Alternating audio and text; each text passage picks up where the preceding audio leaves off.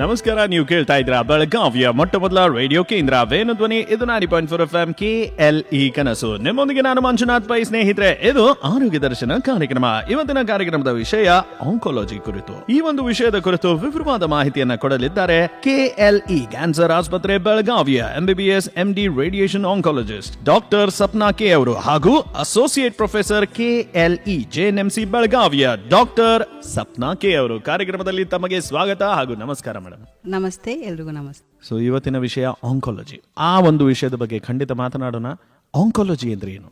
Oncology ಅಂತಂದರೆ cancer treatment ಅದೊಂದು ಭಾಗ ಆಗಿರುತ್ತೆ. ಸೊ ಯಾರ ಪೇಷಂಟ್ಸ್ಗೆ ಕ್ಯಾನ್ಸರ್ ಬಂದಿರುತ್ತೆ ಅವ್ರಿಗೆ ಟ್ರೀಟ್ಮೆಂಟ್ ಈಸ್ ಕಾಲ್ಡ್ ಆಂಕಾಲಜಿ. ಇದು ಸ್ಪೆಷಲೈಸೇಷನ್ ಇರುತ್ತೆ. ಇದು ರುಟೀನ್ ಅಂದರೆ ನಾರ್ಮಲ್ ಸರ್ಜರಿ ಅಥವಾ ಮೆಡಿಸಿನ್ ಇದಕ್ಕಿಂತ ತುಂಬ ಹೆಚ್ಚಿಗಿನ ಸ್ಪೆಷಾಲಿಟಿ ಇರುತ್ತೆ. ಸೊ ಸ್ಪೆಷಾಲಿಟಿ ಆಂಕಾಲಜಿ ಇರುತ್ತೆ ಇದು. ಸೊ ಆಂಕಾಲಜಿಯಲ್ಲಿ 3 ವಿಧಾನ ಇರುತ್ತೆ. ಅಂದರೆ ಟ್ರೀಟ್ಮೆಂಟ್ ಅಂದರೆ ಅದರಲ್ಲಿ ರೇಡಿಯೇಷನ್ ಆಂಕಾಲಜಿ ಅಂತ ಇರುತ್ತೆ, surgical oncology and medical oncology. So ಇದು 3 ಪ್ರಕಾರದ ಟ್ರೀಟ್ಮೆಂಟ್ ಇರ್ತವೆ. ಮೆಡಿಕಲ್ ಆಂಕಾಲಜಿ ಅಂದರೆ ಕೀಮೋಥೆರಪಿ ಕೊಡ್ತಾರೆ. ಸರ್ಜಿಕಲ್ ಆಂಕಾಲಜಿ ಅಂತಂದ್ರೆ ಸರ್ಜರಿ ಮಾಡಿ ಟ್ಯೂಮರ್ನ ತೆಗೆಯೋದಿರುತ್ತೆ. ರೇಡಿಯೇಷನ್ ಆಂಕಾಲಜಿ ಅಂತಂದ್ರೆ ಹೈ ಎನರ್ಜಿ ಎಕ್ಸ್ರೇಸ್ ಇಂದ ಟ್ರೀಟ್ಮೆಂಟ್ ಮಾಡಿ ಸೊ ಟ್ಯೂಮರ್ ಏನಿರುತ್ತೆ ಅದನ್ನ ಕರಗಿಸ್ತೀವಿ. ಸೊ ಇದು 3 ಪ್ರಕಾರದ ಟ್ರೀಟ್ಮೆಂಟ್. ಎನಿ ಪೇಷಂಟ್ ಅಂದ್ರೆ ಯಾವ ಪೇಷಂಟ್ ಕ್ಯಾನ್ಸರ್ ಇರುತ್ತೆ ಈ 3 ಪ್ರಕಾರದ ಟ್ರೀಟ್ಮೆಂಟ್ ಒಂದಲ್ಲ ಒಂದು ರೀತಿಯಲ್ಲಿ ಅವಶ್ಯಕವಾಗಿರುತ್ತೆ. ಕ್ಯಾನ್ಸರ್ ಅಂದ ತಕ್ಷಣನೇ ಜನ ಅನ್ಸ್ತಾರೆ, ಯಾರಿಗಾದ್ರೂ ಏನಾದ್ರು ಕ್ಯಾನ್ಸರ್ ಅಂತ ಒಂದು ಪದ ಕೇಳಿದ್ರೇನೆ ಒಂದು ಅಂಜಿಕೆ. ಅಂತ ಸಂದರ್ಭದಲ್ಲಿ ವೈದ್ಯರಾದ ನೀವು ಕ್ಯಾನ್ಸರ್ ಅಂದ್ರೆ ಏನು, ಪ್ಲೀಸ್ ಅದ್ರ ಬಗ್ಗೆ ತಿಳಿಸಿ. ಕ್ಯಾನ್ಸರ್ ಅಂತಂದ್ರೆ ಹೌದು ಅಂಜಬೇಕಾಗಿದ್ದ ವಿಷಯನೇ. ಯಾಕೆ ಅಂತಂದ್ರೆ ಅದ್ರ ಬಗ್ಗೆ ಮಾಹಿತಿ ಕಡಿಮೆ ಇರುತ್ತೆ ಅಷ್ಟೇನೆ. ಸೊ ಟ್ರೀಟ್ಮೆಂಟ್ ಅಂತ ಬಂತು ಅಂತಂದ್ರೆ ಈಗ ಸಾಕಷ್ಟು ಎಲ್ಲಾನು ಅಡ್ವಾನ್ಸ್ಡ್ ಟ್ರೀಟ್ಮೆಂಟ್ಗಳೆಲ್ಲನೂ ಬಂದಿದ್ದಾವೆ. ಸೊ ಟ್ರೀಟ್ಮೆಂಟ್ ಅಂತ ಬಂದಾಗ ಅದಕ್ಕೆ ಕ್ಯಾನ್ಸರ್ ಇತ್ತು ಅಂತಂದ್ರೆ ಅದಕ್ಕೆ ಟ್ರೀಟ್ಮೆಂಟ್ ಇವಾಗ ಎಲ್ಲಾ ತರದ ಕ್ಯಾನ್ಸರ್ಗೂ ಲಭ್ಯ ಇದೆ. ಸೊ ಕ್ಯಾನ್ಸರ್ ಅಂದ್ರೆ ಏನು? ಕ್ಯಾನ್ಸರ್ ಅಂದ್ರೆ ಜನರಲ್ ಆಗಿ ಸಾಮಾನ್ಯ ಮನುಷ್ಯರಿಗೆ ಅರ್ಥ ಆಗೋ ರೀತಿಯಲ್ಲಿ ಹೇಳಬೇಕು ಅಂತಂದ್ರೆ ಅದೊಂದು ಗಂಟಾಗಿರುತ್ತೆ. ಓಕೆ, ಸೊ ಅದರಲ್ಲಿ 2 ರೀತಿ ಗಂಟಿರುತ್ತೆ. ಒಂದು ಬಿನೈನ್ ಅಂತ ಹೇಳ್ತೀವಿ, ಅಂತಂದ್ರೆ ಆ ಗಂಟು ಇರುತ್ತೆ, ಸಾಮಾನ್ಯವಾಗಿ ಸ್ವಲ್ಪದಾಗಿ ಬೆಳೀತಾ ಹೋಗುತ್ತೆ, ಆದ್ರೆ ಅದರಿಂದ ಜೀವಕ್ಕೆ ಏನು ಅಪಾಯ ಇರೋದಿಲ್ಲ. ಯೂಶಲಿ ಅದನ್ನ ಆಪರೇಷನ್ ಮಾಡಿ ತೆಗೆದ್ಬಿಟ್ರೆ ಮುಗ್ದೋಗುತ್ತೆ. ಸೊ ಈ ಕ್ಯಾನ್ಸರ್ ಅನ್ನೋ ಗಂಟೆ ಏನಿರುತ್ತೆ ಅದು ಬೆಳೀತಾ ಹೋಗುತ್ತೆ. ಸೊ ಟ್ರೀಟ್ಮೆಂಟ್ ಮಾಡಲಿಲ್ಲ ಅಂತಂದ್ರೆ ಖಂಡಿತವಾಗ್ಲೂ ಬೆಳೆಯುತ್ತೆ. ಸೊ ಈ ಕ್ಯಾನ್ಸರ್ ಅನ್ನೋ ಗಂಟೆ ಏನಿರುತ್ತೆ ಹೋಗಿ ಒಂದು ಸೆಲ್ ಅಥವಾ ಒಂದು ಕಣ ಏನಿರುತ್ತೆ ಅದು 2 ಆಗುತ್ತೆ, 2ರಿಂದ 4 ಆಗುತ್ತೆ, 4ರಿಂದ 8 ಆಗುತ್ತೆ. ಸೊ ಏನಾಗುತ್ತೆ ಅಂತಂದ್ರೆ ನಮಗೆ ಗೊತ್ತಿಲ್ಲದೇನೆ ಅದು ಬೆಳೀತಾ ಕಂಟಿನ್ಯೂಸ್ ಆಗಿ ಬೆಳೀತಾ ಹೋಗುತ್ತೆ. ಸೊ ಡಬ್ಲಿಂಗ್ ಅಂತ ಹೇಳ್ತೀವಿ. ಸೊ 2ರಿಂದ 4, 4ರಿಂದ 8, 8ರಿಂದ 16. ಸೊ ಬೇಗ ಬೆಳೀತಾ ಹೋಗುತ್ತೆ. ಸೊ ಇದನ್ನ ತಡೆಗಟ್ಟಬೇಕಾಗತ್ತೆ. ಇದು malignant tumours. So usually cancer ಅಂತಂದ್ರೆ ನಾವು ಈ ಮ್ಯಾಲಿಗ್ನೆಂಟ್ ಟ್ಯೂಮರ್ಸ್ ಅಂತ ಏನ್ ಹೇಳ್ತೀವಿ, 1ರಿಂದ 2, 2ರಿಂದ 4, 4ರಿಂದ 6, 8 ಈ ರೀತಿ ಬೆಳೀತಾ ಹೋಗೋದು ಮ್ಯಾಲಿಗ್ನೆಂಟ್ ಟ್ಯೂಮರ್ಸ್ ಇರುತ್ತೆ. ಇದನ್ನ ಜನರಲ್ ಆಗಿ ಕ್ಯಾನ್ಸರ್ ಅಂತ ಹೇಳ್ತೀವಿ. ಯೂಶಲಿ ಏನಾಗುತ್ತೆ, ಜನರಲಿ ಕ್ಯಾನ್ಸರ್ ಇತ್ತು ಅಂತಂದ್ರೆ ನೋವು ಇರಲೇಬೇಕು ಅಂತ ಹೇಳಿ ಇರ್ತವೆ. ಸೊ ಜನ ಏನಾಗ್ತಾರೆ, ನೋವಿದ್ರೆ ಮಾತ್ರ ತೋರ್ಸ್ಕೊಳಕ್ ಬರ್ತಾರೆ. ಸೊ ಮೆನಿ ಟೈಮ್ಸ್ ಅಂದ್ರೆ 90% 90% ಭಾಗದಲ್ಲಿ ನೋವೇ ಇಲ್ಲದೆ ಇರೋಂಥ ಕ್ಯಾನ್ಸರ್ಸ್ ಇರ್ತವೆ. ಸೊ ಯೂಶಲಿ ಅರ್ಲಿ ಸ್ಟೇಜ್ ಅಂದ್ರೆ 1, 2, 3, 4 ಹಂತಗಳು ಇರ್ತವೆ ಯೂಶಲಿ ಕ್ಯಾನ್ಸರ್ ಅಲ್ಲಿ. ಮೊದಲನೇ ಹಂತ, 2ನೇ ಹಂತದಲ್ಲಿ ನೋವುಗಳೇ ಇರೋದಿಲ್ಲ. 3, 4ನೇ ಹಂತದಲ್ಲಿ ನೋವುಗಳಿರುತ್ತೆ. ಅಂತಂದ್ರೆ ನೋವು ಬರೋವರೆಗೂ ಕಾದು ನಾವು ಟ್ರೀಟ್ಮೆಂಟ್ ಮಾಡಿಸ್ಕೊಳ್ತೀವಿ ಅಂತಂದ್ರೆ ಆಲ್ರೆಡಿ ಅಡ್ವಾನ್ಸ್ಡ್ ಸ್ಟೇಜ್ ಆಗೋಗಿರುತ್ತೆ. ಸೊ ಕ್ಯಾನ್ಸರ್ ಅಂತ ಏನಿರುತ್ತೆ, ಯಾವುದೋ ಒಂದು ಗಂಟು ಇರುತ್ತೆ, ಅದು ಹಾಗೇನೆ ಇರುತ್ತೆ. ಸಡನ್ ಆಗಿ ಒಂದು 2-3 ತಿಂಗಳಿಂದ ಅಥವಾ 2-3 ವಾರದಿಂದ ಸಡನ್ ಆಗಿ ಬೆಳೀತಾ ಇದೆ ಅಂತಂದ್ರೆ ಅದು ಕ್ಯಾನ್ಸರ್ಗೆ ತಿರುಗಿದೆ ಅಂತ ಹೇಳಿ ಲಕ್ಷಣ ಇರ್ತವೆ. ಸೊ ಯೂಶಲಿ ಇದು ಮ್ಯಾಲಿಗ್ನೆಂಟ್ ಟ್ಯೂಮರ್ ಅಂತ ಏನಿರುತ್ತೆ ಅದು ಕ್ಯಾನ್ಸರ್. ಸಣ್ಣದಾಗಿ ಗಂಟಿತ್ತು, ಅದು ಬೆಳೀತಾ ಇಲ್ಲ, ಹಾಗೇನೆ ಇದೆ ಅಂತ ಹೇಳ್ತು ಅಂತಂದ್ರೆ ಅದು ಬಿನೈನ್ ಟ್ಯೂಮರ್ಸ್ ಇರುತ್ತೆ, ಅದು ಕ್ಯಾನ್ಸರ್ ಅಲ್ಲ. ಸೊ ಇದು ಬೇಸಿಕಲಿ ಕ್ಯಾನ್ಸರ್ ಅಥವಾ ನಾನ್ ಕ್ಯಾನ್ಸರ್ ಗಂಟುಗಳು ಇರುತ್ತೆ. ಜನರಲ್ ಆಗಿ ನಾವು ಕ್ಯಾನ್ಸರ್ ಬಗ್ಗೆ ಮಾತನಾಡಿದ್ವಿ. ಈಗ ಶರೀರದಲ್ಲಿ ಎಲ್ಲೆಲ್ಲ ಕ್ಯಾನ್ಸರ್ ಆಗಬಹುದು ಅದ್ರ ಬಗ್ಗೆ ಸ್ವಲ್ಪ ತಿಳಿಸಬಹುದು. ಶರೀರದಲ್ಲಿ ಏನಂತೀವಿ, ಟಿಪ್ ಆಫ್ ದ ಬಾಡಿ ಅಂತಂದ್ರೆ ದೇಹದಿಂದ ಮೇಲಿನ ಭಾಗದಿಂದ ತಲೆಯಿಂದ ಹಿಡಿದು ಕಾಲಿನ ತುದಿವರೆಗೂ ಎಲ್ಲಿ ಬೇಕಾದ್ರೂ ಕ್ಯಾನ್ಸರ್ ಆಗ್ಬಹುದು. ಓಕೆ, ಸೊ ಈ ರೀತಿಯಿಂದ ಬ್ರೈನ್ ಇಂದ ಹಿಡಿದು, ಕಣ್ಣಿಂದ ಹಿಡಿದು, ಬಾಯಿಂದ ಹಿಡಿದು, ಮೂಗು, ಗಂಟಲು, ಎದೆ, ಲಂಗ್ಸ್, ಶ್ವಾಸಕೋಶ ಏನ್ ಹೇಳ್ತೀವಿ, ಲಿವರ್, ಅನ್ನನಾಳ, ಸ್ಟಮಕ್, ಸೊ ಎಲ್ಲ ರೀತಿಯಾದ ಕ್ಯಾನ್ಸರ್ ಆಗತ್ತೆ. ಸೊ ಕೆಳಗೆ ಬರ್ತಾ ಬರ್ತಾ ಹಾಗೇನೆ ಯೂರಿನರಿ ಬ್ಲಾಡರ್ ಅಂತಂದ್ರೆ urinary bladder and cervical cancer ಅಂತ ಹೆಂಗಸರಲ್ಲಿ ಏನು ಬರುತ್ತೆ ಅಂದ್ರೆ ಆ ಕ್ಯಾನ್ಸರ್. ಸೊ ಈ ಕ್ಯಾನ್ಸರ್ಗಳೆಲ್ಲನೂ ಇರ್ತವೆ. ಕೆಳಗೆ ಬಂತು ಅಂತಂದ್ರೆ ಸಾರ್ಕೋಮಾಸ್ ಅಂತ ಹೇಳಿ, ಸೊ ಮಸಲ್ ಟ್ಯೂಮರ್ಸ್, ಸೊ ಇದನ್ನು ಎಲ್ಲಾನು ಇರ್ತವೆ. ಬೋನ್ ಟ್ಯೂಮರ್ಸ್, ಮೂಳೆದು ಕ್ಯಾನ್ಸರ್, ಸೊ ಇಲ್ಲಿಂದ ಇಲ್ಲಿವರೆಗೂ ಇರುತ್ತೆ. ಇಷ್ಟಲ್ಲದೆ ಬ್ಲಡ್ ಕ್ಯಾನ್ಸರ್ ಅಂತ ಇರುತ್ತೆ, ಅದು separate. So blood cancer and solid cancers ಅಂತ. ಸಾಲಿಡ್ ಅಂತಂದ್ರೆ ಈ ಆರ್ಗನ್ಸ್ ಅಂತಂದ್ರೆ ಈ ರೀತಿ ಲಿವರ್, ಲಂಗ್ಸ್, ಈ ರೀತಿ ಕ್ಯಾನ್ಸರ್ಸ್ ಎಲ್ಲಾನು ಸಾಲಿಡ್ ಟ್ಯೂಮರ್ಸ್. ಲಿಕ್ವಿಡ್ ಟ್ಯೂಮರ್ಸ್ ಅಂತಂದ್ರೆ ಯೂಶಲಿ ಬ್ಲಡ್ ಕ್ಯಾನ್ಸರ್ ಕ್ಯಾನ್ಸರ್ ಇರುತ್ತೆ, ಅದು ಸಪ್ರೇಟ್ ಆಗಿ ಅದ್ರ ವಿಚಾರನೆ ಬೇರೆ ಇರುತ್ತೆ, ಅದ್ರ ಟ್ರೀಟ್ಮೆಂಟ್ಗಳೇ ಬೇರೆ ಇರುತ್ತೆ. ಸೊ ಯೂಶಲಿ ಸಾಲಿಡ್ ಟ್ಯೂಮರ್ಸ್ ಅಂತಂದ್ರೆ ದೋಸ್ ಆರ್ ಮೋರ್ ಕಾಮನ್. ಅಂತಂದ್ರೆ ಒಂದು 90% of the patients will have solid tumours, 10% will have 10 to 15 will be liquid tumours, ಅಂದ್ರೆ ಬ್ಲಡ್ ಕ್ಯಾನ್ಸರ್ ಇರುತ್ತೆ. ಸೊ ದೇಹದ ಯಾವ ಭಾಗದಿಂದನಾದ್ರೂ ಕ್ಯಾನ್ಸರ್ ಆಗ್ಬೋದು. ಒಂದೇ ಒಂದು ಭಾಗ ಎಲ್ಲಿ ಕ್ಯಾನ್ಸರ್ ಇದುವರೆಗೂ ಕಂಡಿಲ್ಲ, ಅಂದ್ರೆ ಮ್ಯಾಲಿಗ್ನೆಂಟ್ ಟ್ಯೂಮರ್ ಎಲ್ಲಿ ಕಂಡಿಲ್ಲ ಅಂತಂದ್ರೆ ಹಾರ್ಟ್ ಅಲ್ಲಿ ಸ್ವಲ್ಪ ಕ್ಯಾನ್ಸರ್ಸ್ ಬರೋದು ಬಹಳನೇ ಕಡಿಮೆ, ಬಂದ್ರೂ ಅದು ಬಿನೈನ್ ಟ್ಯೂಮರ್ ಅಂತ ಇರುತ್ತೆ. So heart is the only region where there is no cancer. ಸ್ನೇಹಿತರೆ, ನೀವು ಕೇಳ್ತಾ ಇದ್ದೀರಾ ಆರೋಗ್ಯ ದರ್ಶನ ಕಾರ್ಯಕ್ರಮ. ಇವತ್ತಿನ ಆರೋಗ್ಯ ದರ್ಶನ ಕಾರ್ಯಕ್ರಮದ ವಿಷಯ ಆಂಕಾಲಜಿ. ಈ ಒಂದು ವಿಷಯದ ಕುರಿತು ವಿವರವಾದ ಮಾಹಿತಿಯನ್ನು ಕೊಡ್ತಾ ಇದ್ದಾರೆ KLE ಕ್ಯಾನ್ಸರ್ ಹಾಸ್ಪಿಟಲ್ ಬೆಳಗಾವಿಯ MBBS MD ರೇಡಿಯೇಷನ್ ಆಂಕಾಲಜಿ ಹಾಗೂ ಅಸೋಸಿಯೇಟ್ ಪ್ರೊಫೆಸರ್ KLE JNMC ಬೆಳಗಾವಿಯ ಡಾಕ್ಟರ್ ಸಪ್ನಾ ಕೆ ಅವರು. ಕ್ಯಾನ್ಸರ್ ಬಗ್ಗೆ, ಪ್ರಕಾರದ ಬಗ್ಗೆ ನಾವು ಮಾತನಾಡಿದ್ವಿ. ಈಗ ಕ್ಯಾನ್ಸರ್ ಆಗಲು ಕಾರಣವೇನು? ಕ್ಯಾನ್ಸರ್ ಆಗಲು ಕಾರಣ ಅಂತಂದ್ರೆ ಈ ಒಂದು 100% ತಗೊಂಡು ಅಂತಂದ್ರೆ ಅದರಲ್ಲಿ ಆಲ್ಮೋಸ್ಟ್ ಒಂದು 75%ಗೆ ಕ್ಯಾನ್ಸರ್ ಯಾಕೆ ಆಗ್ತಾ ಇದೆ ಅಂತ ಮಾಹಿತಿನೇ ಇರಲ್ಲ. ಇದು ಇಡಿಯೋಪತಿಕ್. ಬಟ್ 25% ಅಲ್ಲಿ ಏನಿರುತ್ತೆ ಅಂತಂದ್ರೆ ಅದು ನಾವೇ ಮಾಡ್ಕೊಂಡಿರೋದು, ಅಂತಂದ್ರೆ ಹ್ಯಾಬಿಟ್ಸ್. ಸೊ ದುರಭ್ಯಾಸಗಳು ಏನೇನಿರ್ತವೋ ಅದರಿಂದ ಆಗುತ್ತೆ, ಲೈಫ್ ಸ್ಟೈಲ್ ಚೇಂಜಸ್. ಸೊ ಇದರಿಂದ ಎಲ್ಲ ಕ್ಯಾನ್ಸರ್ ಬರೋ ಚಾನ್ಸಸ್ ಇರುತ್ತೆ. So most of the patients, ಇದರಲ್ಲಿ 75% ಪೇಷಂಟ್ ಅಲ್ಲಿ ನಮ್ಗೆ ಏನು ಗೊತ್ತಿಲ್ಲ, ಇದೆಲ್ಲಾನು DNA ಅಥವಾ ಜೆನೆಟಿಕ್ಸ್ ಅಥವಾ ಮಾಲಿಕ್ಯುಲಾರ್ ಟೈಪ್ ಅಂತಂದ್ರೆ ಏನಿರುತ್ತೆ, ನಮ್ದು DNA ಅಂತ ಏನ್ ಹೇಳ್ತೀವಿ, ಕಣಗಳಲ್ಲಿ ಏನಿರುತ್ತೆ ಅದರಿಂದ ಬರುತ್ತೆ. ಸೊ ಯಾವ ರೀತಿಯಿಂದ ಬಂದಿದೆ ಅಂತ ಹೇಳಕ್ ಬರಲ್ಲ. ಸೊ ಅದನ್ನ ನಾವು ಮಾಡಿಫೈ ಮಾಡ್ಕೊಳ್ಳೋದಕ್ಕೂ ಆಗಲ್ಲ, ಅಂದ್ರೆ ಬದಲಾವಣೆ ಮಾಡ್ಕೊಳಕ್ ಸಾಧ್ಯ ಇಲ್ಲ. ಸೊ ಎಲ್ಲಿ ಬದಲಾವಣೆ ಮಾಡ್ಕೊಳ್ಬಹುದು ಅಂತಂದ್ರೆ ಈ 25% ಅಲ್ಲಿ ಏನಿದೆ ನಮ್ದು ಹ್ಯಾಬಿಟ್ಸ್ ಏನಿದಾವೆ ಅದನ್ನ ಚೇಂಜ್ ಮಾಡ್ಕೊಳ್ಬೇಕಾಗುತ್ತೆ. ಸೊ ಯಾವ ಕಾರಣದಿಂದ ಕ್ಯಾನ್ಸರ್ ಬರ್ತಿದೆ? ಮೊದಲನೇದು ನಮ್ಮ ದೇಶದಲ್ಲಿ, ಭಾರತದಲ್ಲಿ ಏನಿದೆ ಅಂತಂದ್ರೆ oral cancers are more common, ಅಂದ್ರೆ ಬಾಯಿ ಕ್ಯಾನ್ಸರ್ಗಳು ಜಾಸ್ತಿ ಇದಾವೆ. ಸೊ ಏನಕ್ಕೆ ಬರ್ತಿದೆ ಅಂತಂದ್ರೆ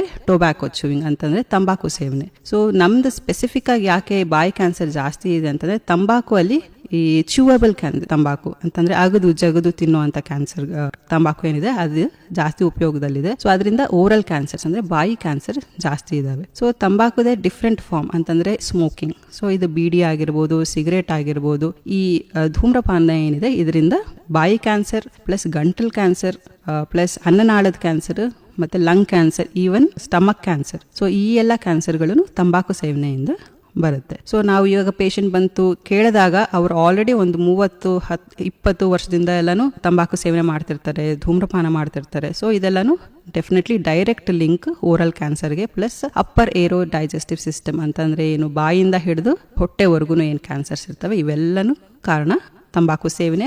ಅದು ಧೂಮ್ರಪಾನ ಆಗಿರ್ಬೋದು, ಇಲ್ಲ ಅಂತಂದ್ರೆ ಚ್ಯೂವಬಲ್ ಅಂದ್ರೆ ಅಗದು ಜಗದು ತಿನ್ನುವಂತ ತಂಬಾಕು ಆಗಿರ್ಬೋದು. ಸೊ ಇದರಿಂದ ಡೈರೆಕ್ಟ್ ಎಫೆಕ್ಟ್ ಅಂತೂ ಇರುತ್ತೆ. ಇಷ್ಟ ಅಲ್ಲದೆ even drinks, okay, occasional drinker ಆಗಿರ್ಬೋದು ಅಥವಾ ಅಂದ್ರೆ ಸಾರಾಯಿ ಕುಡಿಯೋದು. ಸೊ ಇದರಿಂದನೂ ಎಲ್ಲಾನು ಬರ್ತವೆ. ಯೂಶಲಿ ಲಿವರ್ ಕ್ಯಾನ್ಸರ್ ಬರುತ್ತೆ, ಅನ್ನನಾಳದ ಕ್ಯಾನ್ಸರ್. ಸೊ ಇವೆಲ್ಲಾನು ಈವನ್ ಆಲ್ಕೋಹಾಲ್ ಕನ್ಸಂಪ್ಷನ್ ಅದೇ ಇದರಿಂದನೂ ಬರೋ ಸಾಧ್ಯತೆಗಳಿದಾವೆ. ಲೈಫ್ ಸ್ಟೈಲ್ ಚೇಂಜಸ್, ಯೂಶಲಿ ಏನಾಗುತ್ತೆ, ಸೋಂಬೇರ್ತನ ಜಾಸ್ತಿ, ಆಕ್ಟಿವ್ ಆಗಿಲ್ದೇ ಇರೋದು, ಎಕ್ಸರ್ಸೈಸ್ ಎಲ್ಲಾನು ಕಡಿಮೆ ಆಗಿರೋದು, ಈ ರೀತಿ ಏನೋ ಇದ್ದಾಗ ಏನಾಗುತ್ತವೆ ಅವಾಗ್ಲೂ ಕ್ಯಾನ್ಸರ್ ಬರುತ್ತೆ. ಯಾಕೆ ಈ ರೀತಿ ಇದ್ದಾಗ ಕ್ಯಾನ್ಸರ್ ಬರುತ್ತೆ ಅಂತಂದ್ರೆ ಯೂಶಲಿ ಏನೇ ಒಂದು ಕಣಗಳೇನಿರುತ್ತೆ ದಿನಾನು ರೆಪ್ಲಿಕೇಟ್ ಆಗ್ತಾ ಇರುತ್ತೆ, ಅಂದ್ರೆ ಇವತ್ತಿಂದ 2-4 ಆಗ್ತಾ ಇರುತ್ತೆ. ಅದು ರುಟೀನ್ ಆಗಿ. ಇವಾಗ ಏನೋ ಒಂದು ಗಾಯ ಆಗಿದೆ ಅಂತಂದ್ರೆ ಮಾಯಬೇಕು ಅಂತಂದ್ರೆ ನಮ್ಮ ಬಾಡಿಲಿ ಆ ಶಕ್ತಿ ಇರುತ್ತೆ, ಅದನ್ನ ಗಾಯ ಮಾಯಿಸ. ಸೊ ಇದು ರಿಪೇರ್ ಅಂತ ಹೇಳ್ತೀವಿ. ಈ ರಿಪೇರ್ ಏನಾಗುತ್ತೆ, ಕ್ಯಾನ್ಸರ್ ಇದರಲ್ಲಿ ರಿಪೇರ್ ಸಿಸ್ಟಮ್ ಬ್ರೇಕ್ ಡೌನ್ ಆಗೋಗಿರುತ್ತೆ. ಸೊ ಆ ಕಣ ಏನಿತ್ತು ಅದು ರಾಂಗ್ ಆಗಿ ಏನಾಗಿತ್ತು ಅದು ರಿಪೇರ್ ಆಗೋದಿಲ್ಲ. ಆ ಅನ್ರಿಪೇರ್ಡ್ ಪಾರ್ಟ್ ಏನಿರುತ್ತೋ ಅದು ಬೆಳೀತಾ ಹೋಗುತ್ತೆ. ಸೊ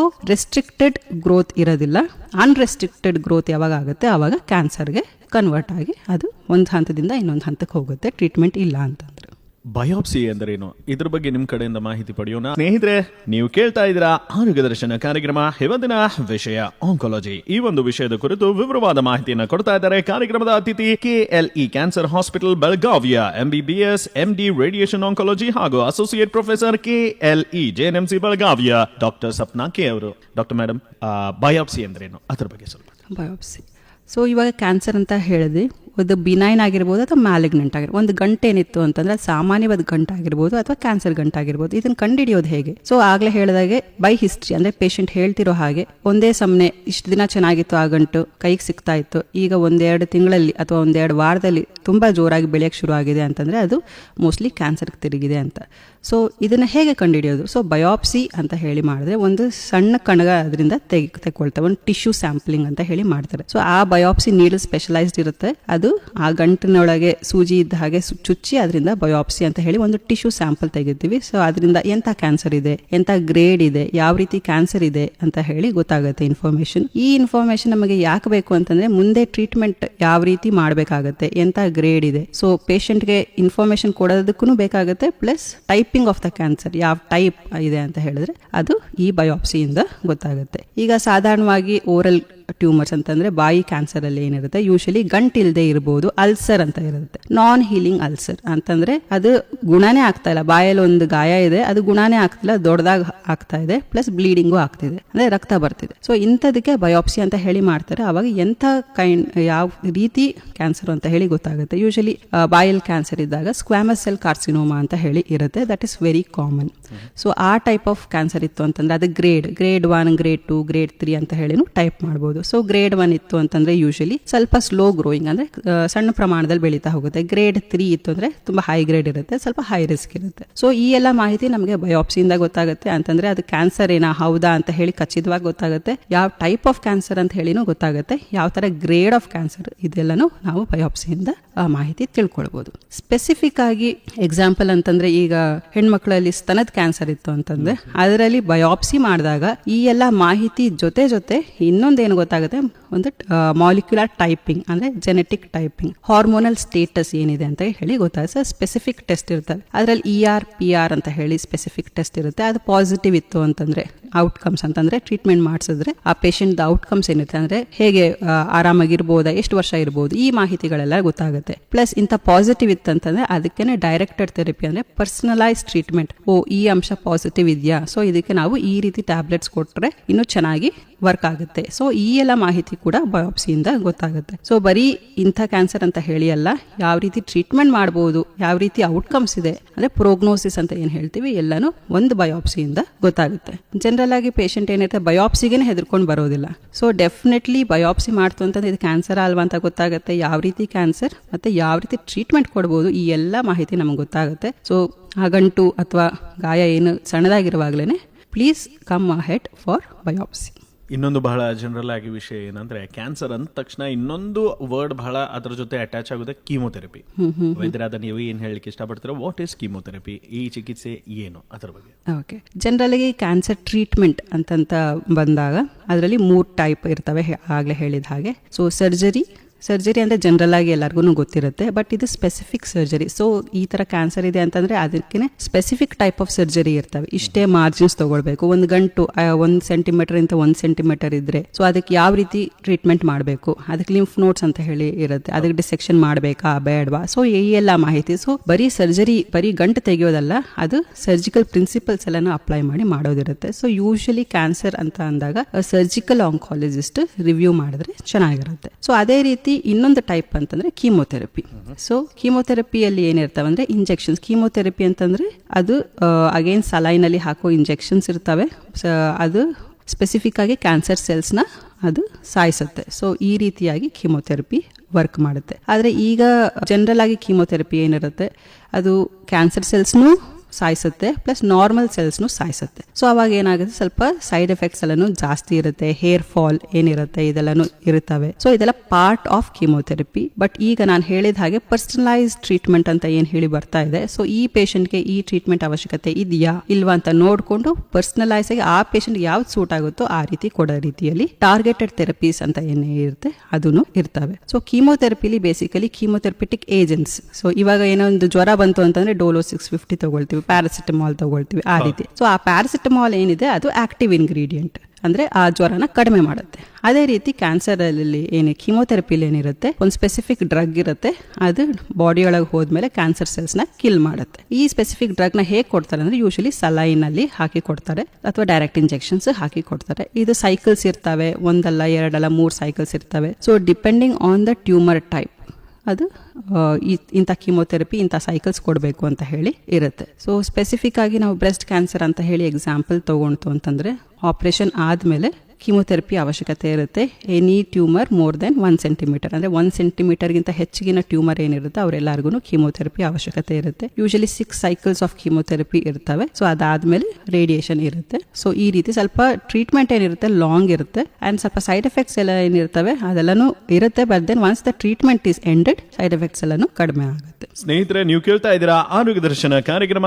ಇವತ್ತಿನ ಕಾರ್ಯಕ್ರಮದ ವಿಷಯ ಆನ್ಕೊಲಜಿ. ಈ ಒಂದು ವಿಷಯದ ಕುರಿತು ವಿವರವಾದ ಮಾಹಿತಿಯನ್ನ ಕೊಡ್ತಾ ಇದ್ದಾರೆ ಡಾಕ್ಟರ್ ಸಪ್ನಾ ಕೆ ಅವರು. ಡಾಕ್ಟರ್ ಮೇಡಮ್, ಈಗ ಕೀಮೋಥೆರಪಿ ಆಯ್ತು, ರೇಡಿಯೇಷನ್ ಥೆರಪಿ ಅಂದ್ರೇನು, ಅದ್ರ ಬಗ್ಗೆ ಸ್ವಲ್ಪ ತಿಳಿಸಿ. ಸೊ ಆಗ್ಲೇ ಹೇಳಿದಾಗೆ 3 ಟೈಪ್ ಟ್ರೀಟ್ಮೆಂಟ್ ಇರ್ತವೆ. ಅದರಲ್ಲಿ ರೇಡಿಯೇಷನ್ ಟ್ರೀಟ್ಮೆಂಟ್ನು ಒಂದಾಗಿರುತ್ತೆ. ಈಗ ಜನರಲ್ ಆಗಿ ಆಲ್ ಸಾಲಿಡ್ ಟ್ಯೂಮರ್ಸ್ ಅಲ್ಲಿ ಒಂದು 70% ಪೇಷಂಟ್ಸ್ಗೆ ಒಂದಲ್ಲ ಒಂದ್ಸರ್ತಿ ರೇಡಿಯೇಷನ್ ಅವಶ್ಯಕತೆ ಇರುತ್ತೆ. ಸೊ ಈ ರೇಡಿಯೇಷನ್ ಟ್ರೀಟ್ಮೆಂಟ್ ಅಂತಂದ್ರೆ ಏನು ಅಂತಂದ್ರೆ ಹೈ ಎನರ್ಜಿ ಎಕ್ಸ್ರೇಸ್. ಯೂಶಲಿ ಜನರು ಎಲ್ಲಾನು ಎಕ್ಸ್ರೇಸ್ ಮಾಡ್ಕೊಂಡಿರ್ತಾರೆ, ಇಲ್ಲ CT ಸ್ಕ್ಯಾನ್ ಮಾಡಿಸ್ಕೊಂಡಿರ್ತಾರೆ. ಸೊ ಅದೇ ರೀತಿ ಅದರಲ್ಲಿ ಸ್ವಲ್ಪ ಲೋ ಎನರ್ಜಿ ಎಕ್ಸ್ರೇಸ್ ಇರುತ್ತೆ. ಇದು ಸ್ಪೆಸಿಫಿಕಲಿ ಹೈ ಎನರ್ಜಿ ಎಕ್ಸ್ರೇಸ್ ಇರುತ್ತೆ. ಸೊ ಈ ಎಕ್ಸ್ರೇಸ್ ಕೊಡೋದ್ರಿಂದ ಡೈರೆಕ್ಟ್ ಆಗಿ ಟ್ಯೂಮರ್ಗೆನೆ ಡೈರೆಕ್ಟ್ ಮಾಡಿರುತ್ತೆ. ಸೊ ಆ ಗಂಟೆ ಏನಿರುತ್ತೆ ಟ್ಯೂಮರ್ ಗಂಟು ಅದು ಕರಗೋಗುತ್ತೆ. So it is kind of radiation ಅಂತಂದ್ರೆ ಇಲ್ಲಿ high energy X-rays is what we are talking. So ಅದು ಡೈರೆಕ್ಟ್ ಫೋಕಸ್ ಮಾಡಿ ಅಲ್ಲಿಗೆನೆ ರೇಡಿಯೇಷನ್ ಕೊಟ್ರೆ ಆ ಟ್ಯೂಮರ್ ಏನಿರುತ್ತೆ ಅದು ಕರ್ಗ್ ಹೋಗುತ್ತೆ. ಸೊ ಈ ರೀತಿಯಲ್ಲಿ ಇವಾಗ ಗಂಟ್ಲು ಕ್ಯಾನ್ಸರ್, ಮುಂಚೆ ಎಲ್ಲಾನು ಗಂಟ್ಲನ್ನೇ ಪೂರ್ತಿ ಗಂಟ್ಲು ತೆಗೆದು ಬಿಡ್ತಿದ್ರು. ಅವಾಗ ವಾಯ್ಸ್ ಬಾಕ್ಸ್ ಏನಿರುತ್ತೆ ಪ್ರಿಸರ್ವೇಷನ್ ಆಗ್ತಾ ಇರ್ಲಿಲ್ಲ. ಸೊ ಇವಾಗ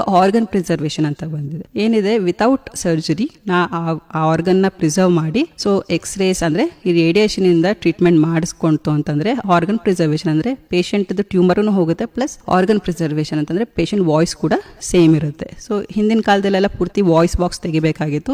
ಅದು ಇವಾಗ ಸ್ಟ್ಯಾಂಡರ್ಡ್ ಆಫ್ ಕೇರ್ ಅಂತ ಏನ್ ಹೇಳ್ತೀವಿ ಅದಿಲ್ಲ. ಸೊ ರೇಡಿಯೇಷನ್ ಇಂದಾನೆ, ರೇಡಿಯೇಷನ್ ಕೀಮೋಥೆರಪಿ ಇಂದಾನೆ ಪೂರ್ತಿಯಾಗಿ ಗಂಟು ಕರಗಿಸಬಹುದು. ಅಂಡ್ ಆಲ್ಸೋ ಪೇಷಂಟ್ ಬೆನಿಫಿಟ್ ಏನು ಅಂತಂದ್ರೆ ವಾಯ್ಸ್ ಇಸ್ ಆಲ್ಸೋ ಪ್ರಿಸರ್ವ್ಡ್ ಅಂತಂದ್ರೆ ಧ್ವನಿ ಹಾಗೇನೆ ಇರುತ್ತೆ, ಅದೆಲ್ಲ ತೆಗೆಯುವ ಹಾಗೆ ಇಲ್ಲ. ಬಹಳ ಮುಖ್ಯವಾಗಿ ನಾವು ಕೇಳ್ತೇವೆ ಕಿ ಕ್ಯಾನ್ಸರ್ ಇತ್ತೀಚಿನ ದಿನಗಳಲ್ಲಿ ಬಹಳ ಜಾಸ್ತಿ ಆಗಿದೆ. ಅದಕ್ಕೆ ಕಾರಣನೂ ಕೇಳೋಣ. ಅದಕ್ಕಿಂತ ಮುಂಚೆ ಕ್ಯಾನ್ಸರ್ ಬಂದ್ರೆ ಪ್ರಾರಂಭಿಕ ಇನಿಷಿಯಲ್ ಸಿಂಪ್ಟಮ್ಸ್ ಏನಿರುತ್ತೆ ಅದ್ರ ಬಗ್ಗೆ ಸ್ವಲ್ಪ ತಿಳಿಸ್ತೀರಾ? ಓಕೆ. ಸೊ ಇನಿಷಿಯಲ್ ಸಿಂಪ್ಟಮ್ಸ್, ಯಾಕೆ ನಾವು ಈ ಇನಿಷಿಯಲ್ ಸಿಂಪ್ಟಮ್ಸ್ಗೆ ಇಷ್ಟೊಂದು ಒತ್ತು ಕೊಡ್ತಾ ಇದೀವಿ ಅಂತ ಹೇಳಿ.